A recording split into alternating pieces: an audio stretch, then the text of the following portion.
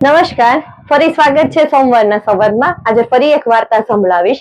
એક કાનખજૂરો હતો, તે રોજ સવારમાં ચાલવા જતો અને એ જે રસ્તે પરથી ચાલવા જતો ત્યાં એક સસલું રહેતું અને રોજ જે એ કાનખજૂરો ચાલવા આવે ત્યારે એની ઉપર એને જોઈને જોર જોરથી હસતું. એટલે કાનખજૂરાને નવાઈ લગતી કે આ સસલું રોજ મારા પર કેમ હસે છે.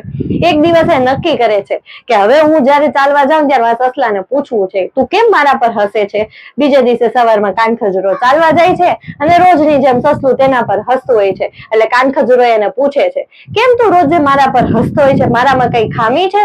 એટલે સસલું કહે છે, ના ના એવું કઈ નથી, પણ મને તને જોઈને એક વિચાર આવે છે કે તને તો આટલા બધા પગ છે, તું પેલો પગ કેવી રીતે મૂકતો હશ, બીજો પગ કેવી રીતે મૂકતો હશ, તું બેલેન્સ કેમ કરતો હશ, મને એનો વિચાર આવીને હસવું આવે છે.